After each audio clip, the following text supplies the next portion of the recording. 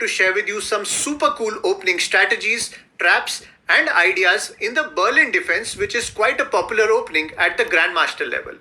We start with the moves e4, e5, knight f3, knight c6, and bishop b5. This is the famous Roy Lopez opening or the Spanish game. The idea here for white is to indirectly attack this pawn by threatening this knight which is defending it. From here, black has a lot of different options. As you can see below, the most natural move is a6 attacking this bishop. But one of the best defenses for black played at the Grandmaster level is knight f6. This is what we call the Berlin defense. If you look at the games of Magnus Carlsen, you will find that this line is played quite regularly by him, both as black and white.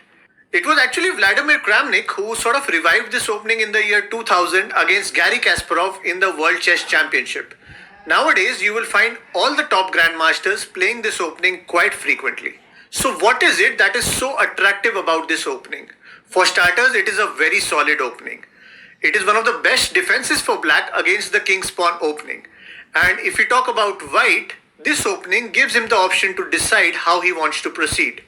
He can go for a sharp line to force a win, or he can opt for a drawish kind of a game by exchanging queens quite early. So white can play his moves accordingly. Okay, so let's see what options white has in this position. Three of the most popular moves are castling, pawn d3, and knight c3. If you're thinking about bishop c6, well, that's not quite useful because after pawn takes, knight takes, black can simply play queen d4 to regain his pawn with tempo, and black ends up in a much better position. Going back, moves like knight c3 and pawn d3 look quite natural because you defend this pawn from being captured by this knight. If you go for knight c3, you transpose into the four knights game, which has a lot of different variations where both sides slowly activate their pieces and launch a systematic attack. This is something we can cover in a separate video. Anyway, in this video, the two main lines I want to focus on start with either pawn to d3 or the short castle. These are the two most popular moves and cover more than 80% of the games played at the top level. Both these moves have their own purpose. The move d3 solidifies the position to enter into a game full of tactical motives and ideas, whereas the castling move leads to a line where queens are exchanged and we soon enter into more of a theoretical middle game. Let's first see what happens when white castles. This pawn is undefended, so black takes. Now there is a sneaky little trap here. Let me show it to you. We play rook e1, attacking the knight. Knight goes back to d6, attacking the bishop. Now we won't save the bishop. Instead, we take the pawn on e5. If black tries to be greedy and takes your bishop, then knight takes on c6. It's a discovered check to the king, and this black queen is gone.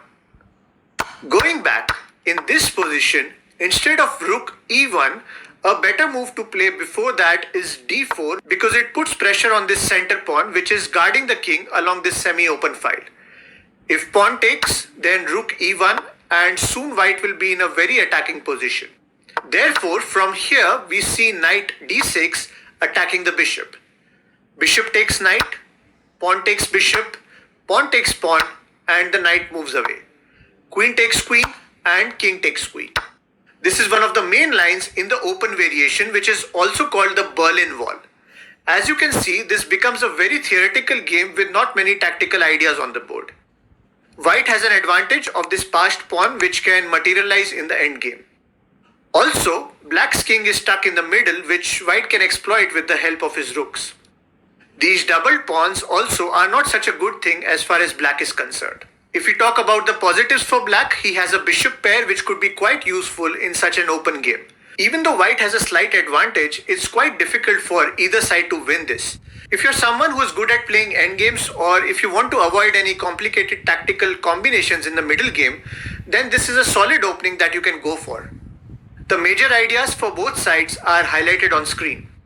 This could also be a good weapon if you're just looking to draw a game against a higher rated opponent. Okay, now let's look at another variation which is in total contrast to the Berlin Wall defense. White straight away plays d3 defending this pawn. Black can also play d6, but then this bishop is trapped inside, so the logical move is to take out this bishop first. c5 looks a good square for the bishop, eyeing down the king side. From here, you could have a few different lines. One of them could be pawn to c3, preparing to push d4. Then black castles, white castles, and then finally black plays d6, supporting the center. This is like your normal setup of the Roy Lopez with a lot of tactical possibilities. Going back, another interesting line from this position could be bishop takes on c6, d takes on c6, and here comes a trap for black.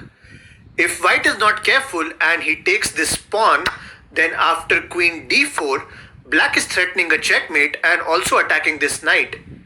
Ultimately, white is down a full piece, which is completely winning for black.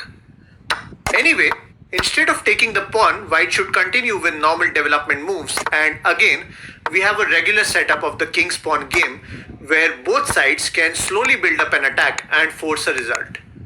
Like all openings, the Berlin defense also favors white a little, but still black has ample opportunities to equalize and even win